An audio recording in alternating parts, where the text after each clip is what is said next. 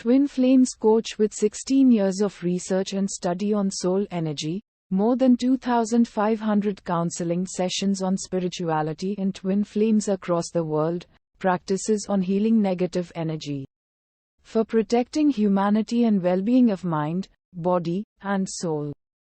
Areas of mysterious wisdom and practical research on soul energy and God light throughout the learning of twin flames, soulmates, karmic energy, soul traveling frequency, reincarnations and past life dreams and healing, spiritual sex or soul intimacy, death and afterlife, near-death experience, chakras healing and cleansing, karma cycles, process of birth and death, awakening of awareness and divine consciousness, and the final destination of soul purpose.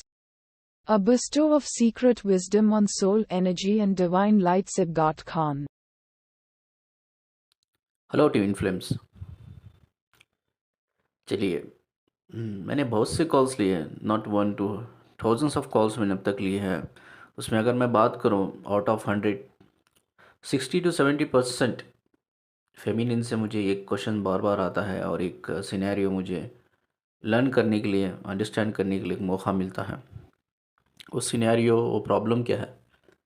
Problem ये है कि जो भी फेमिनाइंस होती है, जो divine फेमिनाइंस होती है, या वो डिवाइन होने से पहले वो शादी करती है। बहुत सी फेमिनाइंस ऐसी होती है जो डिवाइन नहीं होती है, सिर्फ फेमिनाइन होती है। वो शादी करने के बाद कार्मिक से जब उसका डीएम मिलता है, जो डिवाइन मैस्कुलिन या मैस्कुलिन कह सकते हो, तो जब वो उसकी लाइफ में आता है तो उसके बाद उसकी ट्रिगरिंग शुरू होती है। उसके बाद उसकी ट्रिगरिंग शुरू होने के बाद वो अवेकनिंग प्रोसेस में आती है, तब जाके वो डिवाइन फेमिनाइन बनती है। चलिए, अब क्वेश्चन ये है एक फेमिनाइन, डिवाइन फेमिनाइन का, कि मेरे बच्चे जो है कार्मिक से शादी किया मैंने, कार्मिक से शादी करने के बाद मेरे 1-2 बच्चे हैं, तो वो बच्चों को थोड़ा फिज़िकल और मेंटल इम्पेयरमेंट होता है। इम्पेयरमेंट का मतलब है अनफिट, फिज़िकली और मेंटली या साइकोलॉजिकली अनफिट रहना, उसको इम्पेयरमेंट बोलते हैं। तो ये सिर्फ ये क्वेश्चन नहीं है, एक लेडी का क्वेश्चन नहीं है। ऐसे मैं कहूँगा, आउट ऑफ मैंने जितने भी मैंने सिनेरियोज या सेशंस लिए हैं, तो आउट ऑफ 100 60 to 70% लोगों का यही क्वेश्चन है कि भाई मेरे बच्चों को ये इम्पेयरमेंट है, चाहे वो फिज़िकल इम्पेयरमेंट, साइकोलॉजिकल या मेंटल इम्पेयरमेंट। ठीक है, तो क्या ये मैं अपनी कार्मिक से सुबह शादी करके या उनके साथ फिज़िकल होके बच्चों को मैंने जन्म दिया है, तो क्या मैंने कोई कर्मा क्रिएट किया है? तो कर्मा के वजह से ये बच्चे ऐसा पैदा हुए, तो क्या इसकी ज़िम्मेदार मैं हूँ? तो अब ये क्वेश्चन में कितनी सच्चाई है, ये हम जानने की कोशिश करेंगे। बहुत वीडियो लंबा जाएगा तो भी थोड़ा समझने की कोशिश कीजिए। ये आपके बच्चों का सवाल है, ये बच्चों की जो आपकी बीमारी है, चाहे वो फिज़िकल लेवल पे, साइकोलॉजिकल लेवल पे, मेंटल लेवल पे, तो इसमें आपको समझने में बहुत आसानी होगी। मैं बहुत इंसाइट और बहुत डेप्थ में विजडम शेयर करने वाला हूँ। तो हम सच्चाई अब जानने की कोशिश करेंगे, भाई ये क्वेश्चन में कितनी सच्चाई है। फर्स्ट ऑफ ऑल देखो, एक कोई कर्मा क्रिएट नहीं करते हो आप। जो भी लोग जो डिवाइन फेमिनाइन है, जो अपने कार्मिक के साथ फिजिकल होते हैं, तो आप कर्मा क्रिएट नहीं करते हो। द रीज़न इज़, आपका जो डिवाइन पार्टनर होता है, जो स्पाउस होता है, हस्बैंड वाइफ होता है, वो भी एक पार्ट ऑफ सोल कॉन्ट्रैक्ट होता है, वो भी आपके सोल से चूज़ किया हुआ होता है। तो इसमें कोई कर्मा नहीं होता है। अगर ये कर्मा नहीं होता है तो ऐसी क्या चीज़ें होती है जो हमारी वजह से हमारे बच्चों को प्रॉब्लम होती है। देखिए, इसमें पहले हम एक साइकोलॉजिकल रीज़न जानने की कोशिश करेंगे। अब कोई भी कपल्स, मैरिड कपल्स, जब कोई औरत प्रेग्नेंट होती है तो गायनाकोलॉजिस्ट के पास जाते हैं, तो गायनाकोलॉजिस्ट आपको यहीं फर्स्ट बोलती है, भाई उसका जो हस्बैंड होता है उसको यहीं बोलती है, भाई इसको खुश रखो, ये जो भी खाना चाहती है तो उसको खिला दो यार, ये जितना हो सके इसका केयर करो, ख्याल रखो और इसको खुश रखो। क्योंकि अगर कोई औरत प्रेग्नेंट रहती है, यानी कि जेस्टेशन पीरियड, इसका मतलब ये होता है जब बच्चा यूटेरस, जो बच्चे की कोक कहते हैं हम लोग, यानी कि माँ की जो कोक होती है जिसमें बच्चा होता है, तो उसको यूटेरस बुलाते हैं। और वो यूटेरस में जब बच्चा ग्रो होता है 9 महीने तक, और 1 महीने से लेकर द फर्स्ट डे से लेकर 9 महीने तक, वो जो पीरियड होता है उसको जेस्टेशन पीरियड हम बोलते हैं साइकोलॉजी में। एक मेडिकल टर्म में हम जेस्टेशन पीरियड बुलाते हैं। अब उस जेस्टेशन पीरियड के दौरान किसी औरत का रूट चक्रा और सैक्रल चक्रा ब्लॉक रहता है, यानी कि उसका रूट और सैक्रल चक्रा में नेगेटिव फ्लो ऑफ एनर्जी होती है, तो इसके 100% चांसेस होते हैं कि उसकी प्रेगनेंसी में कॉम्प्लिकेशन ज़्यादा रहेंगे और उसकी प्रेगनेंसी के बाद जो भी बच्चे होंगे वो इम्पेयरमेंट में रहेंगे, यानी कि अनफिट रहेंगे। ठीक है, ये ऐसा नहीं कि सिर्फ बच्चों को भी प्रॉब्लम होती है, माँ को भी प्रॉब्लम होती है, दोनों को प्रॉब्लम होती है। ठीक है, ये किस वजह से होता है? ये ब्लॉक होने से, रूट चक्रा और सैक्रल चक्रा। ठीक है, इसलिए डॉक्टर्स आपको ये बोलते हैं भाई आप खुश रहो। अब इन द केस आप प्रेग्नेंट हो, प्रेगनेंसी में हो, तो आप खुश रहो, खुश रखो आपको, क्योंकि आप कोई भी डिप्रेशन से गुजरते हो या स्ट्रेस जैसी चीज़ों से गुजरते हो तो ये दो चीज़ें एक्चुअली ब्लॉक हो जाती है। ठीक है, तो ये चक्रा ब्लॉक होने से प्रेगनेंसी में कॉम्प्लिकेशन ज़्यादा आते हैं और प्रॉब्लम होती है। ये है साइकोलॉजिकल रीज़न। अब हम ट्विन फ्लेम के प्रोस्पेक्टिव से जानने की, समझने की कोशिश करेंगे भाई ये क्यों होता है, कैसे होता है करके। ठीक है, अब मैं ये हमारा एक व्हाट्सअप डिवाइस है, सब व्हाट्सअप यूज़ करते होंगे। व्हाट्सअप में एक फीचर है फिंगरप्रिंट। फिंगरप्रिंट आपको लगा दो तो आपका व्हाट्सअप लॉक हो जाता है। उसमें भी ऑप्शंस होते हैं, आपको इमीडिएट लॉक होना चाहिए कि 1 मिनट के बाद लॉक होना चाहिए, तो आपको ये सब पता है। तो फिंगरप्रिंट की हमारा व्हाट्सअप जो चार्ट होता है सेफ रहे, यानी कि सिक्योर रहे, लॉक रहे, तो इसलिए हम फिंगरप्रिंट जनरेट करते हैं। अब जैसे ही वो हमारा जो फिंगरप्रिंट होता है, यानी कि जो फिंगर सेंसर होता है मोबाइल में, जब हम अपना थंब लगाते हैं तो जैसा ही वो रिकॉग्नाइज करता है सेंसर के थ्रू हमारे थंब को। ठीक है, जो छोटे छोटे लकीरें होते हैं हमारे थंब में, वो लकीरों को रिकॉग्नाइज करता है, रीड करता है, तो वो लॉक ओपन हो जाता है। ठीक है, सिंपल सी बात है, ये एग्जांपल दे रहा हूँ मैं। वो लॉक क्या होता है, ओपन हो जाता है। अगर वहीं आपका ही व्हाट्सअप कोई दूसरा इंसान उसके अंगूठे के, उसका जो थंब है उसके थंब से ट्राई कर रहा है, तो ये 1 बार करेगा, 2 बार करेगा, 3 बार करेगा और चौथे बार ऑलमोस्ट लॉक हो जाएगा। ठीक है, आपका व्हाट्सअप लॉक लेकिन ओपन नहीं होगा। क्यों? क्योंकि वो सेंसर आप उनके अंगूठे के लकीरों को रिकॉग्निज करे नहीं करेगा, रीड नहीं कर पाएगा, तो वो इनकरेक्ट करके बोल के, योर पासवर्ड इज़ इनकरेक्ट करके बोल के वो लॉक कर देता है, आपका व्हाट्सअप ओपन ही होने नहीं देता है। तो इसी तरह का मैंने ऑलरेडी पहले भी वीडियो में बताया है, मैं डिटेल में नहीं बताऊंगा। माइंड जो होता है ना, माइंड एक इनोसेंट होता है, यानी कि खाली बॉक्स की तरह होता है, आप उसमें कचरा भी भरो या अच्छी चीज़ भी भरो। उसी टाइप का हमारी जो स्पिरिट होती है, यानी कि सोल एनर्जी को हम स्पिरिट कहते हैं, वो स्पिरिट जो होती है, वो स्पिरिट को भी पता नहीं चलता कि भाई आप नेगेटिव एनर्जी से कनेक्ट हो रहे हो या पॉजिटिव एनर्जी से कनेक्ट हो रहे हो। अब जो स्पिरिट, वो सोल एनर्जी आपके चक्रास जो होते हैं, जो 7 चक्रास होते हैं, हम उसको जो एनर्जी चैनल कहते हैं, जब वो एनर्जी चैनल में आपके चक्रास में एनर्जी फ्लो होने लगती है, तब वो चक्रा आइडेंटिफाई करते हैं कि भाई ये एनर्जी जो है पॉजिटिव है या नेगेटिव है। ठीक है, अब जिस तरह से, अब जैसे ही हमारे माइंड में कोई इंफॉर्मेशन हमने फीड की है और वो थॉट बन के प्रोसेस हो रहा है, तो हमारा जो इंटेलिजेंस के बेस पे, इंट्यूशंस के बेस पे या इंटेंशंस के बेस पे हम ये रिकॉग्नाइज करते हैं कि भाई ये थॉट्स पॉजिटिव है या नेगेटिव है करके, ये मेरे लिए फ़ायदेमंद है या नुकसान देता है ये थॉट्स करके। उसी तरह से ये जो हमारी एनर्जी हम जो भी रिसीव करते हैं, तो वो चक्रा के बेस पे, यानी कि एनर्जी चैनल के बेस पे हमारे जो चक्रास होते हैं वो रिकॉग्नाइज करते हैं कि ये पॉजिटिव एनर्जी है या नेगेटिव एनर्जी है करके।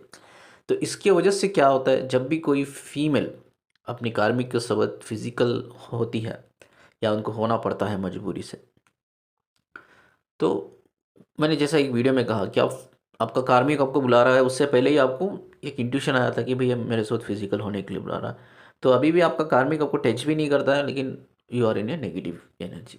सिर्फ सोच के आप अपने अंदर इनसिक्योरिटी, फियर क्रिएट करके ही आप एक नेगेटिव एनर्जी में आ जाते हो, आप अपने चक्रास को ब्लॉक कर लेते हो। ठीक है, और इसको कैसा हील करना है मैंने एक वीडियो में बताया, आप देख सकते हैं ये चीज़ों को कि मैंने डिटेल में बताया। तो आपकी एनर्जी क्या होती है, नेगेटिव हो जाती है। ठीक है, तो उस टाइम पे क्या होता है, जैसा मैंने व्हाट्सअप का एग्जांपल दिया, कोई दूसरा इंसान अपने थंब से ट्राई कर रहा है आपका व्हाट्सअप खोलने के लिए, फिंगरप्रिंट लगा लगा के 2 या 3 बार क्या लॉक हो गया। तो अब जब कार्मिक के साथ आप फिजिकल होते हो तो आपकी एनर्जी तो रिसीव हो जाती है, यानी कि उस एनर्जी से तो आप कनेक्ट कर लेते हो। ठीक है, लेकिन जैसा ही वो नेगेटिव एनर्जी आपके चैनल, जो चक्रा चैनल होता है उसमें फ्लो हो जाती है, आपके सारे चक्र ब्लॉक हो जाते हैं। समझ में आ रहा है ना? वही इसीलिए वो एग्जांपल दिया मैंने व्हाट्सअप का फिंगरप्रिंट का।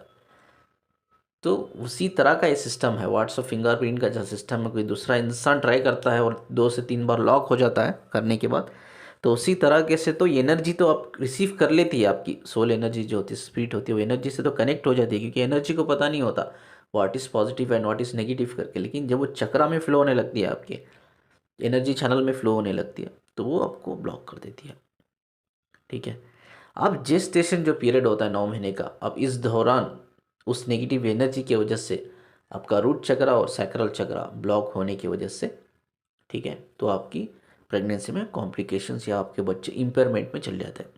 ठीक है, ये एक्चुअली रीज़न है। तो ये क्यों 60 और 70% को ये होता है और ये क्यों 30% लोगों को नहीं होता है, तो ये भी हमें समझने की कोशिश करना होगा। ठीक है।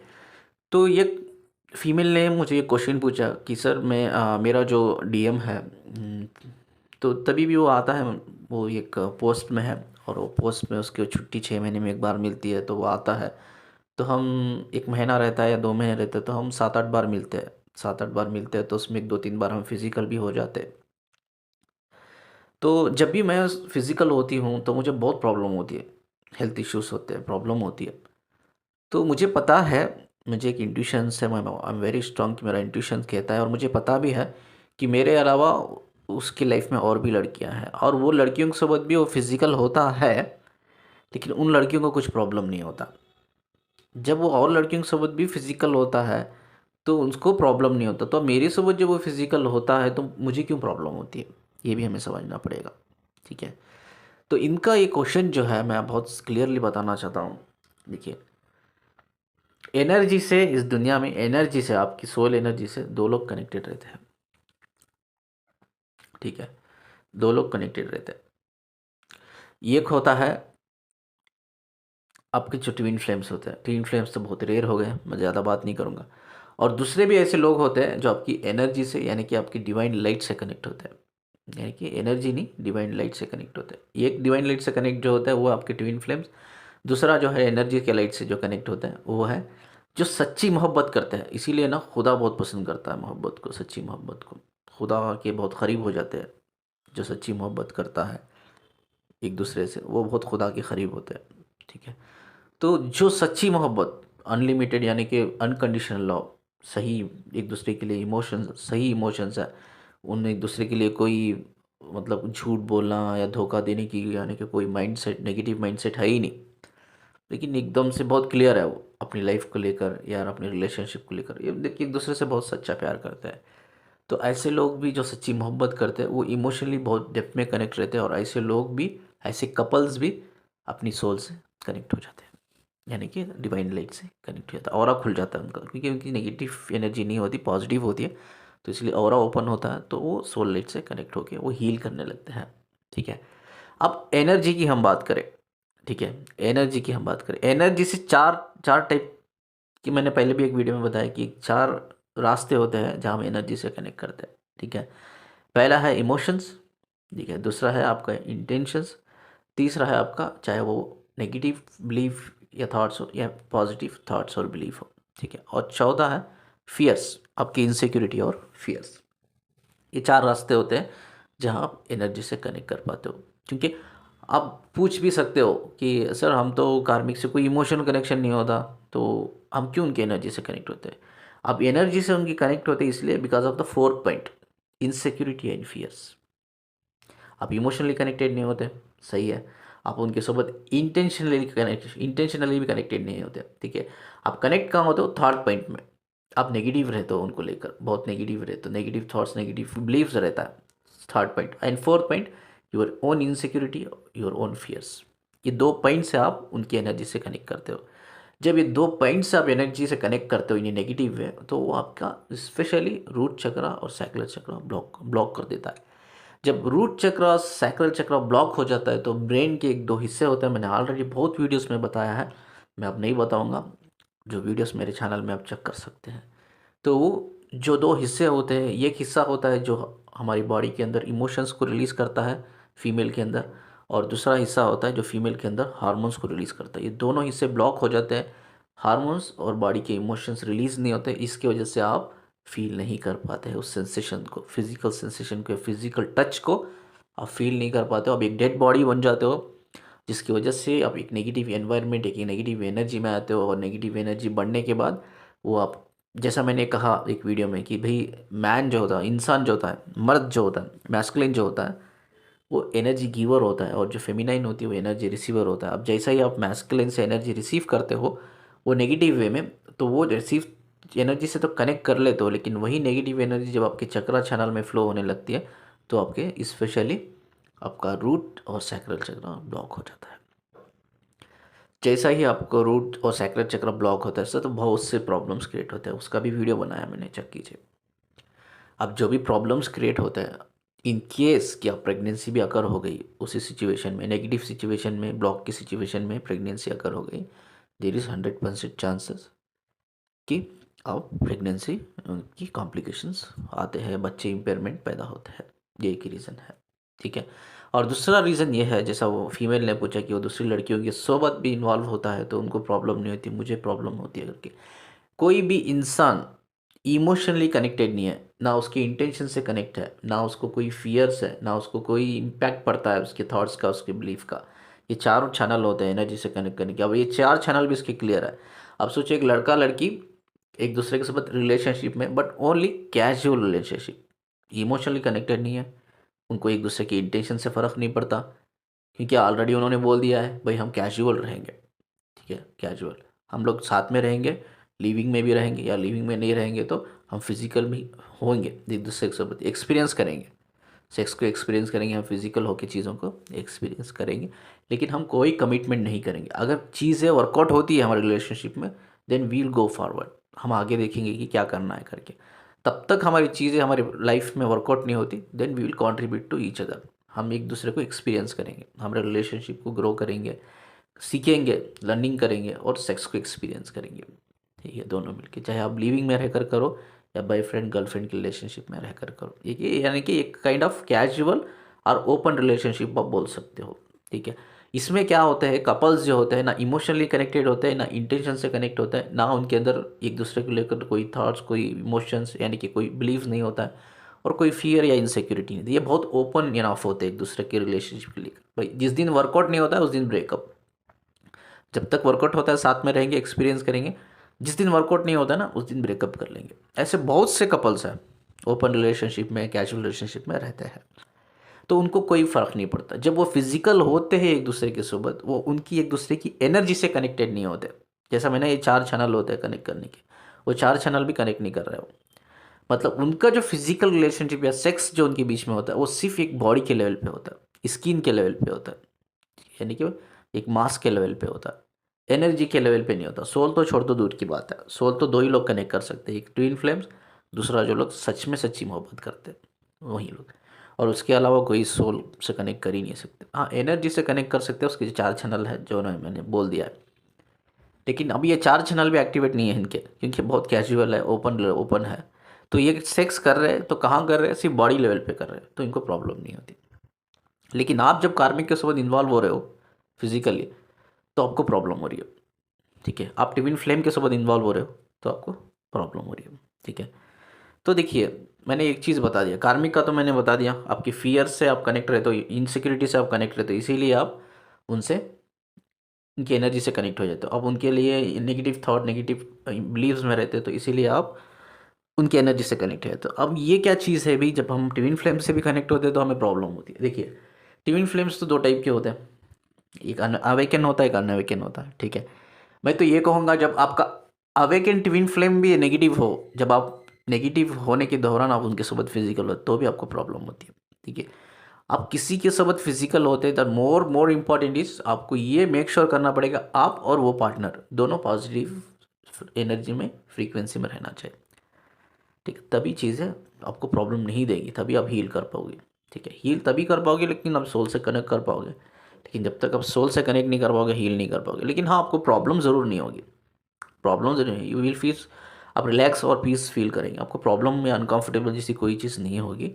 लेकिन इन केस आपका चाहे वो अवेकन डीएम हो या डीएफ हो, अनअवेकन हो, अगर वो दोनों नेगेटिव एनर्जी में है, या उनके अंदर लस्ट है, या फिजिकल डिज़ायर है, या और कोई 3D के जो ट्रैप में फंसे हुए, या उनकी खुद की पर्सनल लाइफ में, कॉर्पोरेट लाइफ में, या बिजनेस लाइफ में, या उनकी खुद की फैमिली के लाइफ में जो भी प्रॉब्लम्स है वो फेस कर रहे हैं, ठीक है। तो स्पेशली जो लोग बहुत कॉम्प्लिकेशन से गुजर रहे हैं, प्रॉब्लम से फेस कर रहे हैं, उनके साथ भी फिजिकल होना अच्छी चीज़ नहीं, क्योंकि उनको नेगेटिव एनर्जी में ज़्यादा रहते हैं, ठीक है। तो वो नेगेटिव एनर्जी जो उनके पास जो भी रहती है, वो जो आपका मैस्कुलिन होता है वो कंज्यूम करके वो आपको दे देता है, यानी कि आप रिसीव कर लेते हो। तो आप जब जैसे ही फिजिकल आप उनके साथ होते हो तो आपको प्रॉब्लम होती है। ऐसे कितने अनअवेकेंट इन्फ्लुएंस भी होते हैं जो मल्टीपल रिलेशनशिप में रहते हैं, तो भी आपको बहुत प्रॉब्लम होती है। तो मेक श्योर भाई आप अनअवेकेंट ट्विन फ्लेम में हो या अवेकेंट में हो, मेक श्योर कि यू बोथ आर पॉजिटिव। जब आपने प्लान किया है फिजिकल होने का तो मेक श्योर कि आप बोथ आर पॉजिटिव, ठीक है। चलिए, मैंने इसमें एक दो पहला क्वेश्चन मैंने बता दिया कि क्यों बच्चे इम्पेयर पैदा होते हैं। दूसरा मैंने बता दिया कि भाई जब दूसरों के साथ तो फिजिकल होता है तो उसको प्रॉब्लम नहीं होती, दूसरी लड़कियों को तो मुझे क्यों प्रॉब्लम होती है, ठीक है। ये दो चीज़ मैंने बता दिया। और वो क्या क्या बीमारियाँ होती है, वो क्या क्या इम्पेयरमेंट होता है, वो मैं बता नहीं सकता, वीडियो में लंबा जाएगा, इसलिए मैंने एक इन्फॉर्मेशन कलेक्ट किया है, वो इन्फॉर्मेशन वीडियो पे डाल दूंगा, आप देख सकते हैं। और इसको साइकोलॉजी की भाषा में हम लोग बोलते हैं कि डीएनए म्यूटेशन बोलते हैं, यानी कि जो इम्पेयरमेंट का जो रीज़न होता है ये डीएनए म्यूटेशंस के वजह से होते हैं। म्यूटेशंस का मतलब यह होता है ये कुछ चेंजेस आते हैं डीएनए सीक्वेंस में, ठीक है। सीक्वेंस मतलब डीएनए मतलब क्या होता है, एक जेनेटिक को हम डीएनए कहते हैं। और वो जब जेनेटिक में क्या सीक्वेंस में कुछ चेंजेस आते हैं तो उसको हम बोलते हैं कि म्यूटेशन, उसको हम म्यूटेशन कहते हैं। ये म्यूटेशन से एक्चुअली प्रॉब्लम होती है डीएनए के। चलिए, और एक क्वेश्चन है, क्वेश्चन ये है कि सर मैं कार्मिक से शादीशुदा हूँ, तो मेरे 2 बच्चे हैं और मेरा जो डीएम है हम कनेक्टेड है, मेरा डीएम है, मेरे घर आता है, वो मेरे बच्चों से इंटरेक्ट करता है। तो मेरे बच्चे जितना मेरे कार्मिक यानी कि उसके पिताजी से उतना ज़्यादा कनेक्टेड नहीं फील करते जितना मेरे डीएम से कनेक्टेड फील करते हैं। वो बहुत मेरे डीएम से ना वो बहुत जल्दी मर्ज हो जाते हैं, मतलब बहुत जल्दी इंडल्ज हो जाते हैं, बहुत जल्दी एंजॉय करने लगते हैं। मेरे जो डीएम की कंपनी है ना, बहुत जल्दी एंजॉय करते हैं, मिंगल हो जाते हैं, उसकी कंपनी को एंजॉय करने लगते हैं। तो ये क्या रीज़न है, वो खुद अपने माँ बाप से, अपने बाप से इतनी क्लोज नहीं है, लेकिन मेरे डीएम से बहुत क्लोज है मेरे बच्चे। तो ये क्या है, इसके बारे में थोड़ा बताइए, आज इसके बारे में भी एक डिस्कवर करते हैं। इससे पहले और एक चीज़ भी मैं बता देना चाहता हूँ कि ये जो 30%, जैसा मैंने कहा 60 to 70% फीमेल्स के बच्चों में ऐसी प्रॉब्लम होती है, और जो 30% होते हैं उनमें प्रॉब्लम नहीं होती। क्यों प्रॉब्लम नहीं होती है, क्योंकि जब वो फिजिकली होते हैं अपने कार्मिक के साथ तो वो कम्प्लीटली बैलेंस कर लेते हैं अपने आप को। बैलेंस किस तरह से कर लेते हैं मैंने एक वीडियो में बताया, वो वीडियो आप सर्च कीजिए, ढूंढिए, ठीक है, वो वीडियो में आपको डेटा मिलेगा, ठीक है। तो बैलेंस करने का एक ही तरीका है, जब भी आप फिजिकल हो रहे हो तो you should not afraid about it. आपको कोई नेगेटिव थॉट, नेगेटिव फीलिंग्स नहीं होनी चाहिए, आपको कभी भी डर या इनसिक्योरिटी नहीं होनी चाहिए फिजिकल होने का अपने कार्मिक के साथ, ठीक है। बस आपको इतना करना है, आपकी बॉडी एक्सेप्ट नहीं कर रही है, आपको प्रॉब्लम हो रहा है, ये प्रॉब्लम से भी आपको बच के निकलना है, प्रॉब्लम से भी आपको हील करना है, बस आपको इतना करना है। जब भी आप उसके साथ फिजिकल होते हो, मेक श्योर कि आप फिजिकल तो होते हो, लेकिन आप फिजिकली उधर रहते हो बट मेंटली आपको उधर नहीं रहना है। मतलब यू आर नॉट इवन 1% आप मेंटली नहीं हो।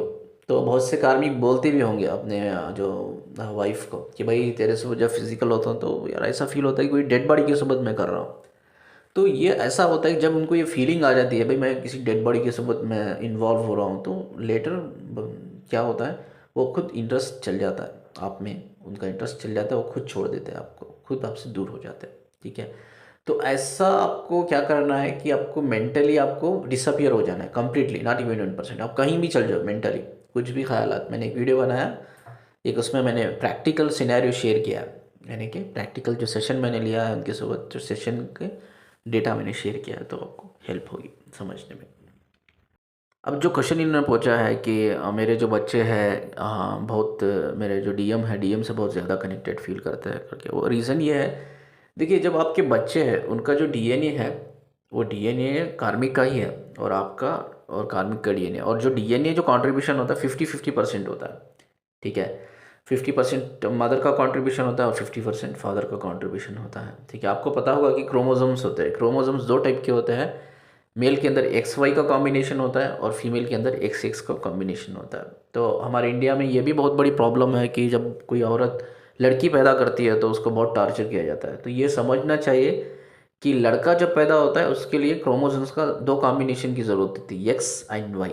जब एक्स एंड वाई का कॉम्बिनेशन होता है तब लड़का पैदा होता है, तब एक्स एक्स का कॉम्बिनेशन होता है तो लड़की पैदा होती है।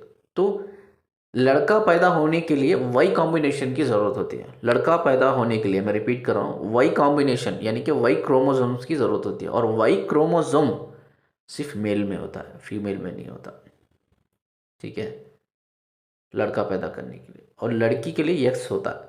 जब एक्स एक्स हो जाता है तो लड़की, एक्स वाई हो जाता है तो लड़का हो जाता है। तो इसे हमें लड़की को ब्लेम करना, भाई तूने लड़की पैदा कर दिया है, किसी औरत को ब्लेम करना कि तू लड़की पैदा, नो, ये ओनली एक लैक ऑफ अवेयरनेस, एक लैक ऑफ नॉलेज मैं कहूँगा। तो एजुकेशन का प्रॉब्लम है और कुछ नहीं। तो जैसा हम इसकी बात करें डीएनए की, तो 50-50% कॉन्ट्रीब्यूशन होता है। चलिए अब मेन क्वेश्चन पे हम बात करते हैं। तो वो क्वेश्चन ये है कि ये इसलिए ऐसा हम कनेक्टेड फील कर, आपके बच्चे इसलिए कनेक्टेड फील करते हैं देखिए, डीएनए जो है आपका आपका का जो फिजिकल डीएनए होता है फिजिकल बॉडी का, वो आपकी कार्मिक से और आपका जुड़ता है। लेकिन जो हम सोल प्रिंट कहते हैं, यानी कि सोल डीएनए हम बोलते हैं, सोल डीएनए की भाषा में, यानी कि जो वाइब्रेशन, जो फ्रीक्वेंसीज, जो हमारी एनर्जी होती है, जैसा मैंने व्हाट्सअप का एग्जांपल दिया कि एनर्जी को ऑलरेडी ये इंफॉर्मेशन फीड की जाती है। हमारे ब्रेन को किस तरह से हम इंफॉर्मेशन फीड करते हैं, उसी तरह से एनर्जी के पास भी एक इंफॉर्मेशन होती है, भाई तुम्हारा डिवाइन हस्बैंड वाइफ कौन है, ठीक है। तो क्यों आपको ज़्यादा प्रॉब्लम नहीं होती जब आप अपने डीएम के साथ फिजिकल होते हैं, तो आप, तो यही एक रीज़न होता है, क्योंकि आपकी एनर्जी को एक इंफॉर्मेशन नेचुरली फीड किया जाता है एक डिवाइन से कि भाई ये आपका डिवाइन हस्बैंड वाइफ है। तो वो पहचान लेती है, जब भी आप अपने डीएम के साथ फिजिकल होते हैं तो उसकी एनर्जी को बहुत जल्दी कैप्चर कर लेती है, पहचान लेती है, ठीक है। लेकिन प्रॉब्लम एनर्जी में ये होता है कि वो रोक नहीं सकती, नेगेटिव पॉजिटिव एनर्जी को रोक नहीं सकती है, लेकिन उसको कंज्यूम करना ही पड़ता है, क्योंकि वो एबिलिटी एनर्जी में नहीं होती है, ठीक है, उसका कोई प्रोटेक्शन नहीं होता एनर्जी का। तो ये चीज़ है, तो इसीलिए आप कंफर्टेबल फील करते हो डीएम के साथ, आप कार्मिक के साथ अनकंफर्टेबल फील करते हो। तो कभी कभी क्या होता है, कार्मिक डीएम के अलावा भी आप किसी और के साथ भी कंफर्टेबल फील करते हो। द ओनली रीज़न इज़ जब आप उनके वाइब्रेशंस एनर्जी से मैच करते हो, तो ये एक रीज़न होता है। तो ऐसे बहुत से मुझे क्वेश्चंस भी आते हैं, मेरा डीएम तो नहीं है, अन्नवे के नहीं, लेकिन मेरी लाइफ में कोई और है, मैं उसको सोलमेट कंसिडर करती हूँ, या मैं दोस्त कंसिडर करती हूँ, कुछ भी मैं उसको कंसिडर करती हूँ, like I am very comfortable with you while having sex. तो इसका रीज़न यही होता है कि आप उनके एनर्जी के वाइब्रेशन से, आप उनकी एनर्जी के फ्रीक्वेंसी से आप बहुत आसान से कनेक्ट हो जाते हो, बिकॉज द रीज़न कि यह हो सकता है कि वो बंदा या बंदी आपके सोल ग्रुप का ही हो सकता है, उनकी सोल जो है उनकी सोल ग्रुप से ही हो सकती है। This is the reason. चलिए मेन मुद्दे की अगर मैं बात करूँ, तो ये इसलिए होता है कि जैसा सोल का डीएनए होता है, वो डीएनए कहीं ना कहीं स्पिरिचुअली, अगर जो डीएनए जो बच्चे हैं अभी जो कार्मिक के है, वो फिजिकली अगर देखा जाए तो वो कार्मिक के रहते हैं। अगर वहीं हम सोल के बेस पे बात करें, एनर्जी के बेस पे बात करें, वो बच्चे आपके डीएम के होते हैं, ठीक है। आप खुद एक डिवाइन फेमिनिन हो, आपकी भी एनर्जी उनमें होती है, ठीक है।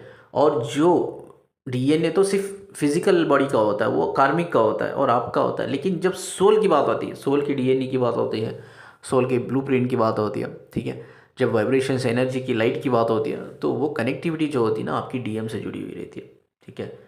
अब तो आपके डीएम में जो लाइट, जो वाइब्रेशन है, जो कनेक्टिविटी है, वही कनेक्टिविटी आपके बच्चे भी फील करते हैं।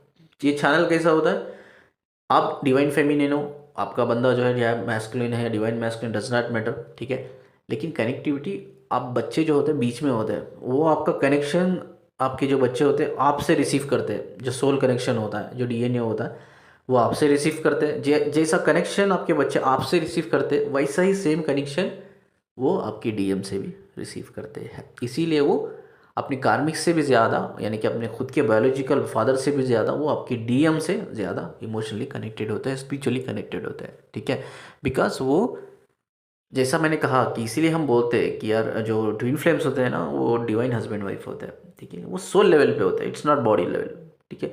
सोल लेवल पे आप डिवाइन हस्बैंड वाइफ है। उसी तरह से आपके जो भी बच्चे हैं, शायद वो कार्मिक के ही होंगे, उनका डीएनए कार्मिक का होगा, डज नॉट मैटर। मैं एनर्जी के लेवल पे बात कर रहा हूँ, सोल लेवल पे बात करूँ। सोल लेवल पे उसके बच्चे, आपके ही भी बच्चे, आपके या उसके बच्चे भी होंगे।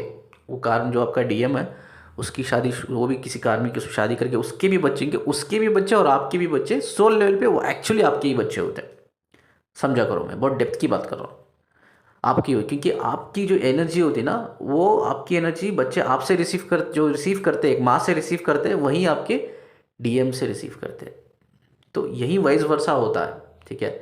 जो एनर्जी एक डीएम के बच्चे हैं, जो अपने डीएम से, अपने बाप से जो एनर्जी वो रिसीव करता है, वही उसकी डीएफ से वो एनर्जी रिसीव करते हैं। यानी कि वो डीएफ किसी और कार्मिक से शादी हो तो भी इट्स ओके, लेकिन जो एनर्जी डीएम के बच्चे, आप सोचिए मैं एक डीएम हूँ, डिवाइन मैस्कुलिन, अब मेरा बच्चा जो मेरी एनर्जी रिसीव करता है, वही एनर्जी मेरी जो भी डीएफ है डिवाइन फेमिनिन, उससे वो वही सेम एनर्जी उस मेरी जो डीएम है, जो डीएफ है डिवाइन फेमिनिन, उससे भी वो सेम एनर्जी रिसीव करते हैं। यानी कि मेरा जो बच्चा है, मेरा है ही इन फिजिकल वे ही, बट अगर स्पिरिचुअल वे में मैं बात करूँगा तो मैं उसका बाप हूँ, और मेरी जो डीएफ है डिवाइन फेमिनिन, वो उसकी माँ है in spiritual way, in soul way, but not in physical way. Physical way में मेरी जो कार्मिक वाइफ है वही उसकी माँ रहेगी, लेकिन but in spiritual way, in soul way, actually उसकी माँ जो रहेगी वो मेरी डीएफ रहेगी।